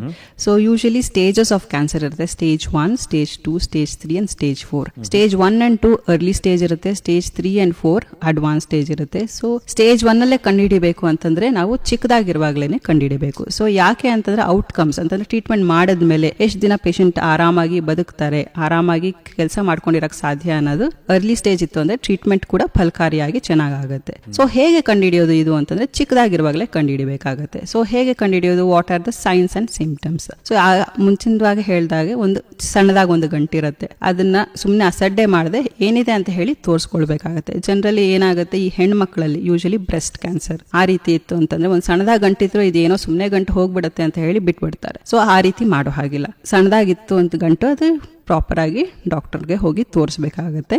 ಸೊ ಇದು ಸಣ್ಣದಾಗಿ ಗಂಟಿರುತ್ತೆ, that is one symptom. Okay. ಆ ಗಂಟು ಏನಾಗುತ್ತೆ, ನೋವು ಬರೋವರೆಗೂ ವೇಟ್ ಮಾಡೋ ಹೋಗಿಲ್ಲ, ಗಂಟೆ ಕಂಡದಾಗ್ಲೇ ಕೈಗೆ ಸಿಕ್ಕದಾಗ್ಲೇ ಅದು ತೋರಿಸ್ಕೊಳ್ಬೇಕಾಗತ್ತೆ. ಅಥವಾ ಅಲ್ಸರ್, ನಾನ್ ಹೀಲಿಂಗ್ ಅಲ್ಸರ್, ಬಾಯಲ್ಲಿ ಅಲ್ಸರ್ ಇದೆ, ಅದು ಹೀಲ್ ಆಗ್ತಾ ಇಲ್ಲ ಅಂತಂದ್ರೆ ಒಣಗ್ತಾ ಇಲ್ಲ, ಗುಣ ಆಗ್ತಾ ಇಲ್ಲ, ಸೊ ಅದನ್ನ ತೋರಿಸ್ಕೊಳ್ಬೇಕಾಗತ್ತೆ. ಅಥವಾ ಕೆಮ್ಮಿದಾವೆ, ಕೆಮ್ಮಲ್ಲಿ ಕಫ ಬೀಳ್ತಿದೆ, ಅದ್ರ ಜೊತೆಗೆ ರಕ್ತನೂ ಬೀಳ್ತಿದೆ. ಸೊ ಈ ರೀತಿ ಎಲ್ಲ ಇತ್ತು ಅಂತಂದ್ರೆ ರಕ್ತನಾಳ, ಶ್ವಾಸಕೋಶದ ಕ್ಯಾನ್ಸರ್ ಇರ್ಬೋದು. ಊಟ ತಿನ್ನಕ್ ಆಗ್ತಿಲ್ಲ, ತಡೆಗಟ್ತಾ ಇದೆ, ಆ ರೀತಿ ಏನಾದ್ರೆ ಗಂಟ್ಲು ಕ್ಯಾನ್ಸರ್ ಇರುತ್ತೆ. ಇಲ್ಲ ಸಂಡಾಸ್ ಅಂದ್ರೆ ಟಾಯ್ಲೆಟ್ ಅಲ್ಲಿ ಬ್ಲೀಡಿಂಗ್ ಹೋಗ್ತಿದೆ, ಅಥವಾ ಬ್ಲಾಕ್ ಸ್ಟೂಲ್ಸ್ ಅಂದ್ರೆ ಕಪ್ಪು ಸಂಡಾಸ್ ಹೋಗ್ತಿದೆ, ಈ ರೀತಿ ಎಲ್ಲ ಇತ್ತು ಅಂತಂದ್ರೆ these are the small symptoms of. So ಏನೇ ಇದ್ರು ವಿಚ್ ಇಸ್ ಅಬ್ನಾರ್ಮಲ್ ಅದನ್ನ ವೈದ್ಯರಲ್ಲಿ ಹೋಗಿ ತೋರಿಸ್ಕೊಳ್ಬೇಕು. ಸೊ ಇದರಿಂದ ಬೇಗ ಕಂಡಿಡಿದು ಅದಕ್ಕೆ ಬೇಗ ಟ್ರೀಟ್ಮೆಂಟ್ ಕೊಡಕ್ ಸಾಧ್ಯ ಇದೆ. ಈಗ ಆಂಕೊಲಜಿಸ್ಟ್ ಅಂದ್ರೆ ಯಾರು ಅಂತ ಕೇಳಿದೆ, ಅದರ ಬಗ್ಗೆ ಸ್ವಲ್ಪ. ಈಗಾಗಲೇ ಹೇಳಿದಾಗೆ ಆಂಕಾಲಜಿ ಅಂತಂದ್ರೆ ಅದು ಸ್ಪೆಷಲೈಸೇಷನ್ ಕ್ಯಾನ್ಸರ್ ಟ್ರೀಟ್ ಮಾಡುವಂಥವ್ರು. ಸೊ ಯಾವ ಡಾಕ್ಟರು ಈ ಕ್ಯಾನ್ಸರ್ ಟ್ರೀಟ್ ಮಾಡೋದಕ್ಕೆ ಸ್ಪೆಷಲೈಸೇಷನ್ ಓದ್ಕೊಂಡಿರ್ತಾರೆ, ಸೊ ಅವರು ಆಂಕಾಲಜಿಸ್ಟ್ ಆಗಿರ್ತಾರೆ. ಈಗ ನಾನು ರೇಡಿಯೇಷನ್ ಆಂಕಾಲಜಿಸ್ಟ್ ಅಂತಂದ್ರೆ ನಾನು MBBS ಮಾಡಿ ಆದ್ಮೇಲೆ MD ರೇಡಿಯೇಷನ್ ಆಂಕಾಲಜಿ ಅಂತ ಹೇಳಿ ಮಾಡಿರ್ತೀನಿ. ಸೊ ನಾನು ಸ್ಪೆಸಿಫಿಕ್ ಆಗಿ ರೇಡಿಯೇಷನ್ ಇಂದ ಕ್ಯಾನ್ಸರ್ ಹೇಗೆ ಟ್ರೀಟ್ಮೆಂಟ್ ಮಾಡ್ಬೋದು ಅಂತ ಹೇಳಿ ಅದ್ರ ಬಗ್ಗೆ ಮಾಹಿತಿ ತಿಳ್ಕೊಂಡಿರ್ತೀನಿ. ಸೊ ನಾನು ರೇಡಿಯೇಷನ್ ಆಂಕಾಲಜಿಸ್ಟ್ ಆಗ್ತೀನಿ. ಸೊ ಅದೇ ರೀತಿ ಸರ್ಜಿಕಲ್ ಆಂಕಾಲಜಿಸ್ಟ್ ಅಂತಂದ್ರೆ ಸರ್ಜರಿ ಮಾಡಿ ಅಂದ್ರೆ ಸ್ಪೆಸಿಫಿಕ್ ಕ್ಯಾನ್ಸರ್ ಬಗ್ಗೆನೇ ಸರ್ಜರಿ ಎಲ್ಲಾನು ಓದ್ಕೊಂಡಿರ್ತಾರೆ. ಸೊ ಅವರು ಸರ್ಜಿಕಲ್ ಆಂಕಾಲಜಿಸ್ಟ್ ಆಗ್ತಾರೆ. So medical oncologist again chemotherapy, immunotherapy, targeted therapy ಇದ್ರ ಬಗ್ಗೆ ಎಲ್ಲ ಸಾಕಷ್ಟು ಮಾಹಿತಿ ಹೊಂದ್ಕೊಂಡು ಏನ್ ಅದನ್ನ ಪೇಷಂಟ್ಗೆ ಕೊಡೋ ರೀತಿಯಲ್ಲಿ ಇರ್ತಾರೆ, ಅವರು ಮೆಡಿಕಲ್ ಆಂಕಾಲಜಿಸ್ಟ್ ಆಗ್ತಾರೆ. ಸೊ ಜನರಲ್ ಆಗಿ ಈ 3 ಜನ ಆಂಕಾಲಜಿಸ್ಟ್ ಇರ್ತಾರೆ. ಇವರು ಅಡಲ್ಟ್ ಕ್ಯಾನ್ಸರ್ಸ್ ಅಂತಂದ್ರೆ ದೊಡ್ಡವರ ಕ್ಯಾನ್ಸರ್ಸ್ಗೆ, ಯೂಶಲಿ 18 ಇಯರ್ಸ್ ಅಬವ್ ಕ್ಯಾನ್ಸರ್ಸ್ಗೆ ಇವರು. ಸೊ ಪೀಡಿಯಾಟ್ರಿಕ್ ಕ್ಯಾನ್ಸರ್ಸ್ ಅಂದ್ರೆ ಮಕ್ಕಳಿಗೇನೆ ಸ್ವಲ್ಪ ಸ್ಪೆಷಲೈಸ್ಡ್ ತಜ್ಞರು ಇರ್ತಾರೆ, ಅವರು ಪೀಡಿಯಾಟ್ರಿಕ್ ಆಂಕಾಲಜಿಸ್ಟ್ ಇರ್ತಾರೆ. ಯೂಶಲಿ ಮಕ್ಕಳಲ್ಲಿ ಬ್ಲಡ್ ಕ್ಯಾನ್ಸರ್ಸ್ ಜಾಸ್ತಿ ಇರುತ್ತೆ, ಸಾಲಿಡ್ ಟ್ಯೂಮರ್ಸ್ ಅಂತಂದ್ರೆ ಅವು ಕಡಿಮೆ ಇರ್ತವೆ. ಸೊ ಏನಾಗುತ್ತೆ, ಯೂಶಲಿ ಮಕ್ಕಳಲ್ಲಿ ಬರೋ ಕ್ಯಾನ್ಸರ್ಸ್ ಅವರು ಹೆಮಟಾಲಜಿಸ್ಟ್ ಅಂತಂದ್ರೆ ಬ್ಲಡ್ ಕ್ಯಾನ್ಸರ್ನು ನೋಡೋರು ಅಥವಾ ಬ್ಲಡ್ ಡಿಸಾರ್ಡರ್ಸ್ನು ನೋಡೋರು ಇರ್ತಾರೆ. So paediatric haematologist and oncologist ಇರ್ತಾರೆ. ಮೆಡಿಕಲ್ ಆಂಕಾಲಜಿ ಅಂಡ್ ಹೆಮಟಾಲಜಿಸ್ಟ್ ಆಗಿರ್ತಾರೆ. So radiation oncologist, surgical oncologist. So ಈ 4 ಜನ usually these are called the oncologist. ಇನ್ನೂ ಸ್ವಲ್ಪ ಸ್ಪೆಷಲೈಸೇಷನ್ ಹೋಗಬೇಕು ಅಂತಂದ್ರೆ ಸಪರೇಟ್ ಆಗಿ ಬರೀ ಗೈನಕಾಲಜಿ ಆಂಕಾಲಜಿಸ್ಟ್ ಅಂತಂದ್ರೆ ಹೆಣ್ಮಕ್ಳ ಸಮಸ್ಯೆ ಏನಿರುತ್ತೆ, ಸೊ ಇದನ್ನ ಸ್ಪೆಸಿಫಿಕ್ ಆಗಿ ಎಂಡೋಮೆಟ್ರಿಯಲ್ ಕ್ಯಾನ್ಸರ್, ಸರ್ವೈಕಲ್ ಕ್ಯಾನ್ಸರ್ ಇದನ್ನೆಲ್ಲ ನೋಡೋರೆ ಸ್ಪೆಷಲೈಸೇಷನ್ ಇರುತ್ತೆ. ಬರೀ ಬ್ರೆಸ್ಟ್ ಕ್ಯಾನ್ಸರ್ ನೋಡೋರೆ ಸ್ಪೆಷಲೈಸೇಷನ್ ಇರ್ತಾರೆ. But at the end of the day ಏನಿರುತ್ತೆ, ಅವ್ರಿಗೆ ಕ್ಯಾನ್ಸರ್ ಬಗ್ಗೆ ಪೂರ್ಣ ಮಾಹಿತಿ ಇರುತ್ತೆ, ಅದನ್ನೇ ಅವರು ತಜ್ಞರಾಗಿ ಪ್ರಾಕ್ಟೀಸ್ ಮಾಡ್ಕೊಂಡು ಬಂದಿರ್ತಾರೆ. ಸೊ ಅಂಥವ್ರು ಆಂಕಾಲಜಿಸ್ಟ್ ಆಗಿ ಕರ್ಸ್ಕೊಳ್ಬಿಡ್ತಾರೆ. ಮೇಡಮ್, ಬಹಳಷ್ಟು ಚಿಕಿತ್ಸೆಗಳ ಬಗ್ಗೆ ನಾವು ಮಾತನಾಡಿದ್ವಿ. ವಿತ್ ರೆಸ್ಪೆಕ್ಟ್ ಟು ಮಹಿಳೆಯರು ಸ್ತನ ಕ್ಯಾನ್ಸರ್ಗೆ ಯಾವ ಚಿಕಿತ್ಸೆಯನ್ನ ಕೊಡಲಾಗುತ್ತೆ ಅದ್ರ ಬಗ್ಗೆ ಸ್ವಲ್ಪ ತಿಳಿಸ್ಬೋದಾ? ಓಕೆ, ಸ್ತನ ಕ್ಯಾನ್ಸರ್ ಏನಿದೆ ಅಂತ ಮುಂಚಿನ ತರ ಇವಾಗದ ವಯಸ್ಸಾದ್ಮೇಲೆ ಬರೋ ತರ ಕ್ಯಾನ್ಸರ್ ಇಲ್ಲ. ಈಗ ಲೈಫ್ ಸ್ಟೈಲ್ ಚೇಂಜಸ್ ಇದೆಲ್ಲ ಅದ್ರ ಮಧ್ಯೆ ಏನಾಗ್ತಿದೆ ಅಂತಂದ್ರೆ ಈವನ್ 40 ಇಯರ್ಸ್ 35 ಇಯರ್ಸ್ ಇಂದನೂ ಬರೋ ಚಾನ್ಸಸ್ ಜಾಸ್ತಿ ಇದಾವೆ. ಸೊ ಹಾಗೇನೆ ಮುಂಚೆನೆ ಹೇಳಿದಾಗೆ ಸಣ್ಣ ಗಂಟು ಇದು ನನ್ನ ವಯಸ್ಸಲ್ಲಿ ಬರೋದಿಲ್ಲ ಅಂತ ಹೇಳಿ ಮಾಹಿತಿ ತಿಳ್ಕೊಳ್ಬೇಡ್ರಿ. ಯಾವುದೇ ಒಂದು ಸಣ್ಣ ಗಂಟಿದ್ರು ಅದು ತೋರಿಸ್ಕೊಳ್ಬೇಕಾಗತ್ತೆ. ಸೊ ಜನರಲ್ ಆಗಿ ಇದು ಸಣ್ಣ ಗಂಟಿಂದ ಸ್ಟಾರ್ಟ್ ಆಯ್ತು ಅಂತಂದ್ರೆ ಅದಕ್ಕೆ ಫಸ್ಟ್ ಯಾವ ತರ ಗಂಟು ಅಂತ ಹೇಳಿ ಗೊತ್ತಾಗಬೇಕಾದ್ರೆ ಬಯೋಪ್ಸಿ ಮಾಡ್ತಾರೆ. ಸೊ ಯಾವ ಟೈಪ್ ಆಫ್ ಟ್ರೀಟ್ಮೆಂಟ್, ಯಾವ ಟೈಪ್ ಗ್ರೇಡ್ ಎಲ್ಲಾನು ನೋಡ್ಕೊಂಡು ಮುಂದಿನ ಟ್ರೀಟ್ಮೆಂಟ್ ಇರ್ತವೆ. ಯೂಶಲಿ ಸರ್ಜರಿ ಇರುತ್ತೆ ಅಂತಂದ್ರೆ ಆಪರೇಷನ್ ಮಾಡಿ ಆ ಸ್ತನ ತೆಗಿಯೋ ತರ ಇರುತ್ತೆ, ಮತ್ತೆ ಕಂಕಳ ಕೆಳಗಡೆ ಲಿಂಫ್ ನೋಡ್ ಡಿಸೆಕ್ಷನ್ ಅಂತ ಏನ್ ಹೇಳಿರ್ತೀವಿ, ಇದು ಸರ್ಜರಿ ಇರುತ್ತೆ. ಸೊ ಮುಂಚೆ ಎಲ್ಲ ಸಾಕಷ್ಟು ಪೂರ್ತಿ ಸ್ತನನೇ ತೆಗಿತಿದ್ರು, ಆದ್ರೆ ಇವಾಗ ಏನಾಗಿದೆ ಬ್ರೆಸ್ಟ್ ಕನ್ಸರ್ವೇಟಿವ್ ಸರ್ಜರಿ ಅಂತ ಹೇಳಿ ಬಂದಿದೆ. ಸೊ ಪೂರ್ತಿ ಸ್ತನ ತೆಗೆಯೋ ಅವಶ್ಯಕತೆ ಇಲ್ಲ, ಎಲ್ಲಿ ಗಂಟಿತ್ತು ಅಲ್ಲಿ ಮಾತ್ರ ತೆಗೆದು ಹಾಗೇನೆ ಕ್ಲೋಸ್ ಮಾಡಬಹುದು. ಸೊ ಇದಾದ್ಮೇಲೆ ರೇಡಿಯೇಷನ್ ಥೆರಪಿ ಇರ್ತವೆ. ಸೊ ಆ ಸ್ತನ ಏನು ಒಂದು ಮಹಿಳೆಯದ ಒಂದು ಏನು ಐಡೆಂಟಿಟಿ ಆಗಿರುತ್ತೆ ಅದನ್ನ ಉಳಿಸ್ಕೊಳ್ಳೋ ರೀತಿಯಲ್ಲಿ ಇವಾಗ ಸರ್ಜರೀಸ್ ಎಲ್ಲಾನು ಬಂದಿದ್ದಾವೆ. ಸೊ ಈ ತರ ಸರ್ಜರಿ ಆದ್ಮೇಲೆ ಯೂಶಲಿ ರೇಡಿಯೇಷನ್ ಅಂತ ಟ್ರೀಟ್ಮೆಂಟ್ ಇರುತ್ತೆ. ಅದು 25 ಸಿಟ್ಟಿಂಗ್ಸ್ ಇರುತ್ತೆ. ಸೊ ರೇಡಿಯೇಷನ್ ಥೆರಪಿ ಇರುತ್ತೆ. ಅದಾದ್ಮೇಲೆ ಕೀಮೋಥೆರಪಿನೂ ಇರುತ್ತೆ. ಒಂದು ಪೇಷಂಟ್ ಸ್ತನ ಕ್ಯಾನ್ಸರ್ ಇದ್ದಾರೆ, ಅವ್ರಿಗೆ ಟ್ಯೂಮರ್ ಏನಿದೆ ಮೋರ್ ದೆನ್ 1 ಸೆಂಟಿಮೀಟರ್ ಇತ್ತು ಅಂತಂದ್ರೆ, ಅಂದ್ರೆ 1 ಸೆಂಟಿಮೀಟರ್ಗಿಂತ ಹೆಚ್ಚಿಗೆ ಟ್ಯೂಮರ್ ಇತ್ತು ಅಂತಂದ್ರೆ ಅವ್ರಿಗೆ surgery by surgical oncologist, radiation therapy plus chemotherapy ಇವೆಲ್ಲಾನು ಟ್ರೀಟ್ಮೆಂಟ್ ಅವಶ್ಯಕತೆ ಇದೆ. ಪ್ಲಸ್ ಅದರಲ್ಲಿ ಸ್ಪೆಸಿಫಿಕ್ ಮಾಲಿಕ್ಯುಲರ್ ಟೈಪಿಂಗ್ ಅಂತಂದ್ರೆ ಎಂಥ ಟೈಪ್ ಇರ್ಬೋದು ಅಂತ ಆ ಪೇಷಂಟ್ ಸ್ಪೆಸಿಫಿಕ್ ಆಗಿ ನೋಡ್ತಾ ಇದ್ದಾಗ ಅದು personalise treatment, hormonal therapy, targeted therapy ಇವೆಲ್ಲಾನು ಆಡ್ ಆಗುತ್ತೆ. ಸೊ ಟ್ರೀಟ್ಮೆಂಟ್ ಏನಿರುತ್ತೆ ಸ್ವಲ್ಪ ಲಾಂಗ್ ಡ್ಯೂರೇಷನ್ ಇರುತ್ತೆ, ಬಟ್ ಔಟ್ಕಮ್ಸ್ ಇವಾಗೂ ಹಳೆ ಕಾಲಕ್ಕೂ ನೋಡ್ಬೇಕು ಅಂತಂದ್ರೆ 10 ರಿಂದ 15, 20 ವರ್ಷದವರೆಗೂ ಪೇಷಂಟ್ ಆರಾಮಾಗಿ ಅವ್ರ ಕೆಲಸ ಮಾಡಿಕೊಂಡು ಜೀವನ ಮಾಡೋದಕ್ಕೆ ಇವಾಗ ಅವಕಾಶಗಳಿದಾವೆ. ಇಮ್ಯುನೋಥೆರಪಿ ಅಂದ್ರೇನು? ಅದು ಕ್ಯಾನ್ಸರ್ ಚಿಕಿತ್ಸೆಯಲ್ಲಿ ಎಷ್ಟು ಸಹಾಯ ಮಾಡುತ್ತೆ ಅದ್ರ ಬಗ್ಗೆ ಸ್ವಲ್ಪ? ಇಮ್ಯುನೋಥೆರಪಿ ಅಂತಂದ್ರೆ ಈಗ ರೀಸೆಂಟ್ ಆಗಿ ಸ್ವಲ್ಪ ಅಡ್ವಾನ್ಸ್ಮೆಂಟ್ಸ್ ಬಂದಿದಾವೆ. ಅಂತಂದ್ರೆ ಅದರಲ್ಲಿ ಸ್ಪೆಸಿಫಿಕ್ ಆಗಿ PD-L1 ಟೆಸ್ಟಿಂಗ್, PD-1 ಟೆಸ್ಟಿಂಗ್ ಅಂತ ಹೇಳಿರುತ್ತೆ. ಇವಾಗ ಹೇಳಿದ ಹಾಗೆ ಪರ್ಸನಲೈಸ್ಡ್ ಟ್ರೀಟ್ಮೆಂಟ್ ಏನಿರುತ್ತೆ. ಸೊ ಈ ಎಲ್ಲ ಅಂಶಗಳು ಪಾಸಿಟಿವ್ ಇತ್ತು ಅಂತಂದ್ರೆ ಆಗ ಟಾರ್ಗೆಟೆಡ್ ಮಾಡಿ ಇಮ್ಯುನೋಥೆರಪೀಸ್ ಅಂತ ಹೇಳಿ ಕೊಡ್ತೀವಿ. ಅಂತಂದ್ರೆ ಬಾಡಿಲಿ ನಮ್ಮ ಇಮ್ಯುನಿಟಿ ಏನಿರುತ್ತೆ, ಒಂದು ಕ್ಯಾನ್ಸರ್ ಹೋರಾಡುವಂತ ಒಂದು ಅಂಶ ಏನಿರುತ್ತೆ ಅದನ್ನ ಇಂಪ್ರೂವೈಸ್ ಮಾಡುತ್ತೆ. ಪ್ಲಸ್ ಅದರಿಂದನೇ ಟ್ಯೂಮರ್ ಕಂಟ್ರೋಲ್ ಅಲ್ಲಿ ಇರೋ ರೀತಿಯಲ್ಲಿ ಅದು ಸಹಾಯ ಮಾಡುತ್ತೆ. ಸೊ ಇನ್ನೊಂದೇನಂತ ಎಲ್ಲಾ ಪೇಷಂಟ್ಗೂ ಇಮ್ಯುನೋಥೆರಪಿ ಸೂಟ್ ಆಗೋದಿಲ್ಲ. ಅದರಲ್ಲಿ ಪಾಸಿಟಿವ್ ಅಂತ ಬಂದಿರ್ಬೇಕು ಅಂಶಗಳು, ಅದರಿಂದ ಇಮ್ಯುನೋಥೆರಪೀಸ್ ಇವಾಗ ಸ್ಪೆಸಿಫಿಕ್ ಆಗಿ ಯೂಸ್ ಮಾಡಬಹುದು. ಯೂಶಲಿ ಇವಾಗ ಅಪ್ರೂವಲ್ ಅಲ್ಲಿ ಏನಿದಾವೆ ಅಂತಂದ್ರೆ ಯೂಶಲಿ ಲಂಗ್ ಕ್ಯಾನ್ಸರ್ಗೆ immunotherapies are very well working, kidney cancers immunotherapies are very well working. So tumour ಹೋಗಿದೆ, ವಾಪಸ್ ಬಂದಿದೆ, ಬೇರೆ ಏನು ಆಪ್ಷನ್ ಇಲ್ಲ. ಸೊ ಆ ರೀತಿ ಇದ್ದಾಗ ಇಮ್ಯುನೋಥೆರಪಿ ತುಂಬಾ ಚೆನ್ನಾಗಿ ಹೆಲ್ಪ್ ಮಾಡುತ್ತೆ. ಅಂದ್ರೆ body's own immunity is improved. So this is what. Radiation oncology's ಅಂದ್ರೆ ಏನು ಅದ್ರ ಬಗ್ಗೆ ತಿಳಿಸ್ಕೊಳ್ಳೋಣ. ಅದ್ರಿಗಿಂತ ಮುಂಚೆ ಈ ಒಂದು breast cancer and cervical cancer, breast cancer ಬಗ್ಗೆ ನಾವು ಮಾಹಿತಿ ನೀವು ಕೊಟ್ಟರೆ, ಸರ್ವೈಕಲ್ ಕ್ಯಾನ್ಸರ್ ಬಗ್ಗೆ ಸ್ವಲ್ಪ. ಸರ್ವೈಕಲ್ ಕ್ಯಾನ್ಸರ್ ಅಂತಂದ್ರೆ ಈ ಗರ್ಭಕೋಶದ ಕತ್ತಿನ ಭಾಗ, ಸರ್ವಿಕ್ಸ್ ಅಂತ ಏನ್ ಹೇಳ್ತೀವಿ, ಅಲ್ಲಿ ಕ್ಯಾನ್ಸರ್ ಆಗಿರುತ್ತೆ. ಸೊ ಭಾರತದಲ್ಲಿ ಏನಿದೆ ಇದು second most common cancer. Okay, so ಆವಾಗಲೇ ಹೇಳಿದಾಗೆ ಹೆಣ್ಮಕ್ಳಲ್ಲಿ ಇವಾಗ ಬ್ರೆಸ್ಟ್ ಇಸ್ ಆಲ್ಸೋ ಫೆಮಿನಿಟಿನ್ ಡಿಫೈನ್ ಮಾಡುತ್ತೆ. ಸೊ ಅಗೇನ್ ಎಲ್ಲ ಕ್ಲೋಸ್ಡ್ ಇರೋದ್ರಿಂದ ಇದ್ರ ಬಗ್ಗೆ ಯಾರು ಮಾತಾಡದೇ ಇರೋದ್ರಿಂದ ಸೊ ಅದೊಂದು ಇಂಪಾರ್ಟೆಂಟ್ ಕ್ಯಾನ್ಸರ್ ಆಗುತ್ತೆ. ಸೊ ಹೆಣ್ಮಕ್ಳಲ್ಲಿ breast cancer is the first cancer ಅಂತಂದ್ರೆ ದಟ್ ಇಸ್ ಮೋರ್ ಕಾಮನ್. ಅದಾದ್ಮೇಲೆ ಸೆಕೆಂಡ್ ಇರೋದು ಅಗೇನ್ ಸರ್ವೈಕಲ್ ಕ್ಯಾನ್ಸರ್. ಅಗೇನ್ ಏನಾಗುತ್ತೆ ಅಲ್ಲಿ ಇದ್ರ ಬಗ್ಗೆ ಮಾಹಿತಿ ಕೂಡ ಕಡಿಮೆ ಇರುತ್ತೆ, ಪ್ಲಸ್ ನಮ್ಮ ಹೆಣ್ಮಕ್ಳು ಏನಂತಾರೆ ಇದ್ರ ಬಗ್ಗೆ ಮಾತಾಡೋದು ಕೂಡ ಅಂಜುತ್ತಾರೆ, ಸೊ ಓಪನ್ ಅಪ್ ಆಗೋದಿಲ್ಲ. ಸೊ ಈ ರೀತಿ ಅಂಜಿಕೆ ಇರೋದ್ರಿಂದ ಅವ್ರು ಬರುವಾಗ ಏನಾಗಿರುತ್ತೆ stages usually stage 2 at least minimum ಹಂಗಾಗೋಗಿರುತ್ತೆ. ಸೊ ಅವಾಗ ಏನಾಗುತ್ತೆ ಆಗ್ಲೇ ಹೇಳಿದಾಗೆ once the stage increases advancement ಜಾಸ್ತಿ ಆಗೋಗುತ್ತೆ, ಅವಾಗ treatment outcomes are also less. So usually ಈ ತರ ಕ್ಯಾನ್ಸರ್ ಇತ್ತು ಅಂತಂದ್ರೆ ಏನಾಗುತ್ತೆ, ಮೆನ್ಸ್ಟ್ರುಯೇಷನ್ ಅಂತಂದ್ರೆ ತಿಂಗಳ ಏನು ಪೀರಿಯಡ್ಸ್ ಆಗ್ತಿದಾವೆ ಅದು ಕರೆಕ್ಟ್ ಡೇಟಲ್ಲಿ ಆಗಲ್ಲ, ಮಧ್ಯ ಆಗ್ತಾ ಇದಾವೆ, ಇಲ್ಲ ಬಿಳಿ ರಕ್ತಸ್ರಾವ ಆಗ್ತಿದೆ, ಇಲ್ಲ ಕೆಂಪು ರಕ್ತಸ್ರಾವ ಮಧ್ಯ ಆಗ್ತಿದೆ. ಸೊ ಈ ರೀತಿ ಎಲ್ಲ ಇತ್ತು ಅಂತಾಗ ಅದನ್ನ ಮುಚ್ಚು ಮರೆ ಮಾಡದೆ ಯಾರಿರ್ತಾರೆ ಗೈನಕಾಲಜಿಸ್ಟ್ ಹತ್ರ ಹೋಗಿ ತೋರಿಸ್ಬೇಕು. ಅವ್ರು ಎಕ್ಸಾಮಿನ್ ಮಾಡ್ತಾರೆ. ಸೊ ಎಕ್ಸಾಮಿನ್ ಮಾಡಿ ಸೇಮ್ ಆಗಿ ಪ್ರೊಸೀಜರ್ ಏನಾದರೂ ಆ ರೀತಿ ಕ್ಯಾನ್ಸರ್ ರೀತಿ ಅಲ್ಸರ್ ಏನಾದರೂ ಕಾಣಿಸ್ತಿದ್ರೆ ಅದರಲ್ಲಿ ಅವ್ರು ಬಯೋಪ್ಸಿ ತೆಗೆದು ಅದರಿಂದ ಮತ್ತೆ ಬಯೋಪ್ಸಿ ಯಾವ ರೀತಿ ಬಂತು ಅಂತ ನೋಡ್ಕೊಂಡು ಆ ರೀತಿ ಟ್ರೀಟ್ಮೆಂಟ್ ಇರುತ್ತೆ. ಸೊ ಯೂಶಲಿ ಸ್ಟೇಜ್ 1 A-B ಇರುತ್ತೆ. ಸೊ ಸ್ಟೇಜ್ 1A ಇತ್ತು ಅಂತಂದ್ರೆ ಅದುವರೆಗೂ ಸರ್ಜರಿ ಮಾಡ್ಬೋದು. ಸ್ಟೇಜ್ 1B 2, 3, 4 ಎಲ್ಲಾನು ಏನು ಸ್ಟೇಜಸ್ ಇರುತ್ತೆ ಅದಕ್ಕೆ ರೇಡಿಯೇಷನ್ ಥೆರಪಿ ಇರುತ್ತೆ. ರೇಡಿಯೇಷನ್ ಜೊತೆಗೆ ಕನ್ಕರೆಂಟ್ ಕೀಮೊಥೆರಪಿನೂ ಇರ್ತವೆ. ಸೊ ಈ ರೀತಿ ಟ್ರೀಟ್ಮೆಂಟ್ ರೇಡಿಯೇಷನ್ದು ಇರುತ್ತೆ.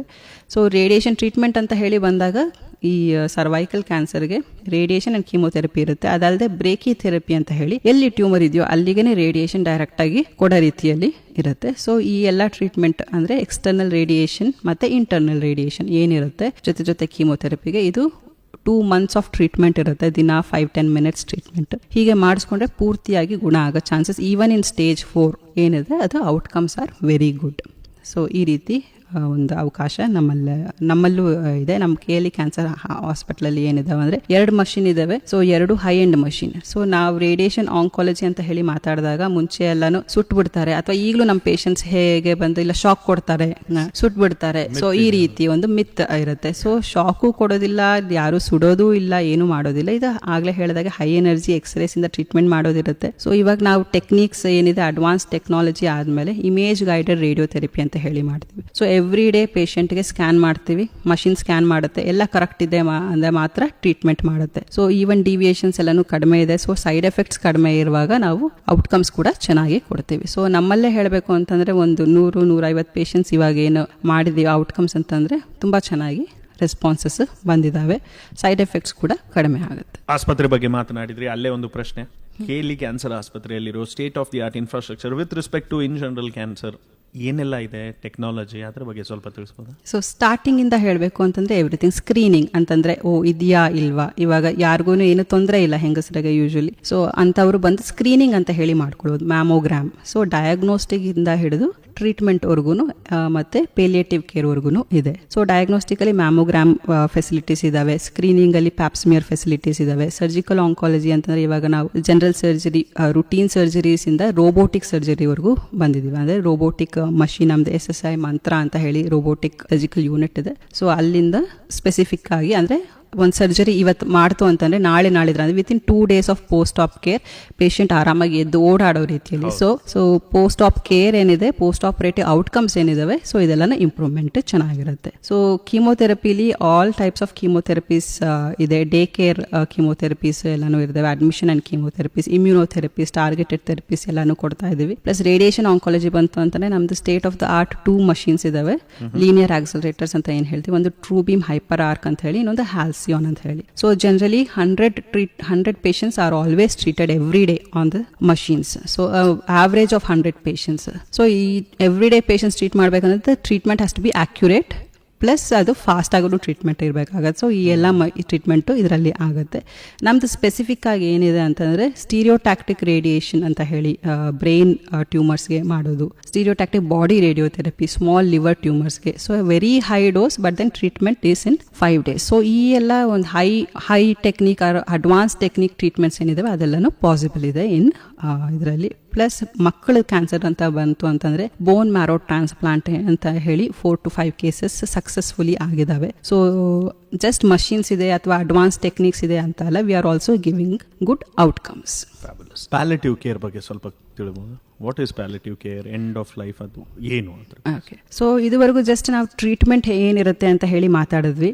ಮೆನಿ ಟೈಮ್ಸ್ ಏನಾಗುತ್ತೆ, ಟ್ರೀಟ್ಮೆಂಟ್ ಎಲ್ಲ ಮುಗ್ದಿರುತ್ತೆ, ಕಾಯಿಲೆ ವಾಪಸ್ ಬಂದಿರುತ್ತೆ ಅಥವಾ ಕಾಯಿಲೆ ಪ್ರೋಗ್ರೆಸ್ ಆಗ್ತಾ ಇರುತ್ತೆ. ಸೊ ಇಂಥ ಟೈಮಲ್ಲಿ ಜನರಲ್ ಆಗಿ ಪೇಷಂಟ್ ಮನೆ ಕರ್ಕೊಂಡು ಹೋಗ್ಬಿಟ್ಟು ಇನ್ನೇನು ಮಾಡೋಕ್ಕಾಗಲ್ಲ. ಬಟ್ ಪೇಷಂಟ್ ಮನೇಲಿ ಏನು ಮಾಡಬಹುದು? ಸೊ ಇದನ್ನ ನಾವು ಪೇಷಂಟ್ಗೆ ಹೇಳ್ಕೊಡ್ಬೋದು. ಅಥವಾ ಪೇಯ್ನ್ ಮ್ಯಾನೇಜ್ಮೆಂಟ್. ಸೊ ಜನರಲಿ ಮುಂಚೆ ಎಲ್ಲ ಏನಿತ್ತು, ಪೇಲಿಯೇಟಿವ್ ಕೇರ್ ಅಂತಂದ್ರೆ ಜಸ್ಟ್ ಪೇಯ್ನ್ ಮ್ಯಾನೇಜ್ಮೆಂಟ್, ನೋವಿತ್ತು ಅಂದ್ರೆ ಮಾರ್ಫಿನ್ ಶುರು ಮಾಡ್ರಿ, ಆ ರೀತಿ ಎಲ್ಲಾನು ಇರ್ತಿತ್ತು. ಈಗ ಏನಂತ ಎಂಡ್ ಆಫ್ ಲೈಫ್ ಕೇರ್, ಯಾವ ರೀತಿ ಪೇಷಂಟ್ ಕೇರ್ ಗಿವರ್ಸ್ ಅಂತಂದ್ರೆ ಯಾರು ಪೇಷಂಟ್ನ ನೋಡ್ಕೊಳ್ತಾ ಇರ್ತಾರೋ ಅವ್ರಿಗೆ ನಾವು ಟ್ರೈನ್ ಮಾಡ್ಬೋದು. ಯಾವ ರೀತಿ ನೋಡ್ಕೊಳ್ಬೇಕು, ಯಾವ ರೀತಿ ಪೇಯ್ನ್ ಮೆಡಿಕೇಶನ್ಸ್ ಎಲ್ಲ ಕಂಟಿನ್ಯೂಸ್ ಆಗಿ ಕೊಡಬೇಕು. ಸೊ ಈ ರೀತಿಯಲ್ಲಿ ಎಂಡ್ ಆಫ್ ಲೈಫ್ ಕೇರ್ ಅಂತ ಹೇಳಿ ಅವ್ರಿಗೆ ಹೇಳ್ಕೊಡುತ್ತೇವೆ. ಪೇಯ್ನ್ ಮ್ಯಾನೇಜ್ಮೆಂಟ್ ಜನರಲಿ ಏನಾಗುತ್ತೆ, ಒಂದ್ ಕಡೆಯಿಂದ ಇನ್ನೊಂದ್ ಕಡೆ ಜಾಸ್ತಿ ಹರಡಿದೆ ಅಂತಂದ್ರೆ ಮೆಟಾಸ್ಟೆಟಿಕ್ ಡಿಸೀಸ್ ಅಂದ್ರೆ ಏನು ಅಂತ. ಸೊ ಒಂದು ಕಾಯಿಲೆ ಒಂದು ಜಾಗದಿಂದ ಇನ್ನೊಂದ್ ಕಡೆ ಹರಡಿದೆ ಅಂತಂದ್ರೆ ಅದು ಮೆಟಾಸ್ಟೆಟಿಕ್ ಸ್ಟೇಜ್ 4 ಡಿಸೀಸ್ ಆಗುತ್ತೆ. ಸೊ ಅಂತ ಟೈಮಲ್ಲಿ first line chemo, second line chemo ಎಲ್ಲಾನು ಕೊಟ್ಟರು ಇನ್ನೂ ಏನು ಕಡಿಮೆ ಆಗ್ತಿಲ್ಲ, ಡಿಸೀಸ್ ಪ್ರೋಗ್ರೆಸ್ ಆಗ್ತಿದೆ ಅಂತಂದ್ರೆ ಆವಾಗ ಪೇಯ್ನ್ ಮ್ಯಾನೇಜ್ಮೆಂಟ್ ಪ್ಲಸ್ ಇವಾಗ ಏನಾದ್ರು ಬ್ಲೀಡಿಂಗ್ ಆಗ್ತಿದೆ ಕಂಟಿನ್ಯೂಸ್, ಅದನ್ನ ಹೇಗೆ ಮ್ಯಾನೇಜ್ ಮಾಡೋದು, ಇಲ್ಲ ಜಾಸ್ತಿ ಕಾಫ್ ಇದೆ ಅದನ್ನ ಹೇಗೆ ಮ್ಯಾನೇಜ್ ಮಾಡೋದು, ಬ್ರೆತ್ಲೆಸ್ನೆಸ್ ಅಂದ್ರೆ ಉಸಿರಾಡಕ್ಕೆ ಜಾಸ್ತಿ ತ್ರಾಸಿದೆ ಅದನ್ನ ಹೇಗೆ ಮ್ಯಾನೇಜ್ ಮಾಡೋದು. ಸೊ ಈ ಎಲ್ಲ ಸಿಂಪ್ಟಮ್ ಮ್ಯಾನೇಜ್ಮೆಂಟ್ ಏನಿರುತ್ತೆ ಅದು ಪೇಲಿಯೇಟಿವ್ ಕೇರ್ ಒಳಗೆ ಬರುತ್ತೆ. ಸೊ ಜನರಲ್ ಆಗಿ ಎಲ್ಲ ಡಾಕ್ಟರ್ಸು ಟ್ರೀಟ್ಮೆಂಟ್ ಅಲ್ಲಿ ಬಿಸಿ ಇರೋದ್ರಿಂದ ಈ ಎಲ್ಲಾನು ಅಂಶಕ್ಕೆ ಟೈಮ್ ಕೊಡೋದು ಸ್ವಲ್ಪ ಕಷ್ಟ ಆಗುತ್ತೆ. ಸೊ ಬಟ್ ಈ ಎಲ್ಲ ಅಂಶ ಒಟ್ಟಿಗೆ ಸೇರಿದ್ರೆ ಮಾತ್ರ ಅವಾಗ ಕ್ವಾಲಿಟಿ ಆಫ್ ಲೈಫ್ ಅಂತ ಏನ್ ಹೇಳ್ತೀವಿ ಅದನ್ನ ನಾವು ಪೇಷಂಟ್ಗೆ ಕೊಡಕ್ಕಾಗುತ್ತೆ. ಜನರಲ್ ಆಗಿ ಟ್ರೀಟ್ಮೆಂಟ್ ಇರೋವರೆಗೂ ಹಾಸ್ಪಿಟಲ್ ಬರ್ತಾರೆ, ಅದಾದ್ಮೇಲೆ ಏನ್ ಮಾಡ್ಬೇಕು ಅಂತ ಹೇಳಿ ಗೊತ್ತಿರಲ್ಲ. ಸೊ ಅದಾದ್ಮೇಲೆ ಏನ್ ಮಾಡಬಹುದು ಅಂತ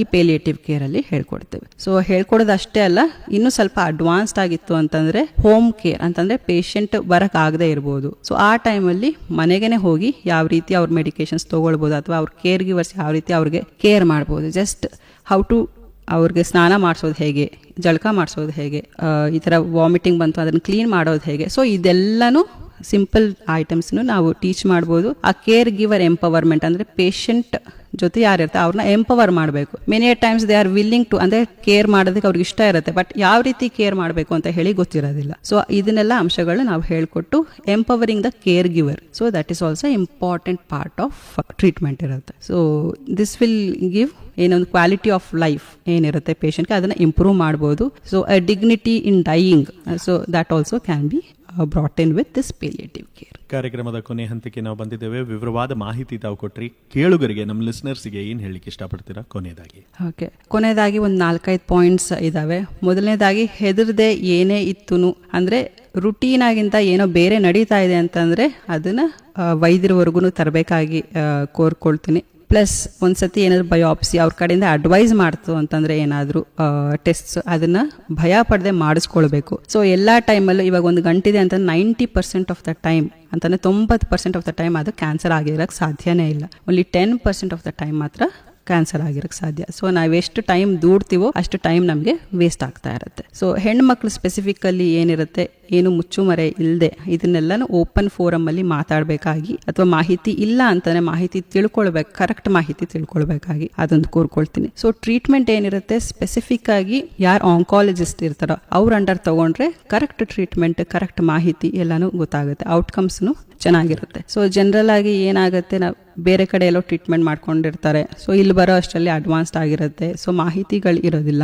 ಸೊ ಈ ರೀತಿ ಎಲ್ಲಾನು ಆವಾಗ ರುಟೀನ್ಗಿಂತ ಬೇರೆ ರೀತಿನೇ ಟ್ರೀಟ್ಮೆಂಟ್ ಮಾಡಬೇಕಾಗತ್ತೆ. ಸೊ ಈ ಎಲ್ಲ ಗೊಂದಲಗಳು ಪೇಷಂಟ್ ಅಲ್ಲೂ ಇರುತ್ತೆ, ನಮ್ಮಲ್ಲೂ ಇರುತ್ತೆ. ಸೊ ಹೆದರ್ಕೊಳ್ಳದೆ ಏನಿದೆ ಅದನ್ನ ವೈದ್ಯರವರೆಗೂ ತರಬೇಕಾಗತ್ತೆ. ಆಮೇಲೆ ಟ್ರೀಟ್ಮೆಂಟ್ ಏನಿರುತ್ತೆ ಅದು ಹೇಳಿದ ರೀತಿಯಲ್ಲಿ ಪೂರ್ತಿಯಾಗಿ ಕಂಪ್ಲೀಟ್ ಮಾಡಬೇಕಾಗತ್ತೆ, ಆವಾಗ್ಲೇನೆ ಔಟ್ಕಮ್ಸ್ ಕೂಡ ಚೆನ್ನಾಗಿ ಬರೋದು. ಕೊನೆಯದಾಗಿ ನಮ್ಮ ಕ್ಯಾನ್ಸರ್ ಆಸ್ಪತ್ರೆಯಲ್ಲಿ ಏನಿದಾವೆ ಆಗ್ಲೇ ಹೇಳಿದಾಗೆ, so state of the art facilities ಇದಾವೆ. ಸ್ಟಾರ್ಟಿಂಗ್ ಫ್ರಮ್ ಸ್ಕ್ರೀನಿಂಗ್, ಮ್ಯಾಮೋಗ್ರಾಮ್ ಇಂದ ಹಿಡಿದು, ಮಷೀನ್ಸ್ ಇಂದ ಹಿಡಿದು, ರೋಬೋಟಿಕ್ಸ್ ಇಂದ ಹಿಡಿದು, ಇಮ್ಯುನೋಥೆರಪಿಯಿಂದ ಹಿಡಿದು, BMT ಇಂದ ಹಿಡಿದು, so even palliative care and end of life support ಕೂಡ ಪೂರ್ತಿಯಾಗಿ ಎಲ್ಲ ಇದೆ. ಕಾಂಪ್ರಿಹೆನ್ಸಿವ್ ಕ್ಯಾನ್ಸರ್ ಕೇರ್ ಅಂತ ಏನು ಹೇಳ್ತೀವಿ, ಸೊ ಈ ಎಲ್ಲ ಫೆಸಿಲಿಟೀಸ್ ಇದೆ. ಸೊ ಯಾರು ಮಾಹಿತಿ ತಿಳ್ಕೊಳ್ಬೇಕು ಅಂತಂದ್ರೆ ವೆಬ್ಸೈಟ್ಗೆ ಹೋಗ್ಬೋದು, ಪ್ಲಸ್ ನಮ್ಮಲ್ಲೂ ಡೈರೆಕ್ಟ್ ಆಗಿ ಬಂದು ಮಾಹಿತಿ ತಿಳ್ಕೊಳ್ಬೋದು. ಹೆದರಿಕೆ ಬೇಡ, ಇದನ್ನ ಇನ್ಫಾರ್ಮೇಶನ್ ಚೆನ್ನಾಗಿ ಕರೆಕ್ಟ್ ಇನ್ಫಾರ್ಮೇಶನ್ ತಗೊಳ್ರಿ ಅಂತ ಹೇಳ್ತೀನಿ.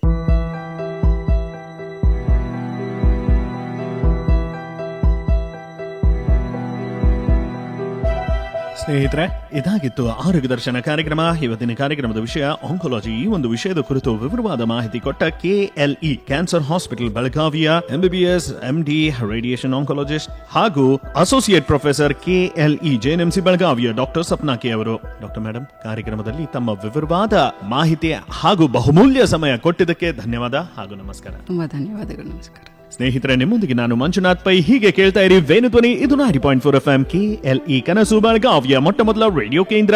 ನಮಸ್ಕಾರ.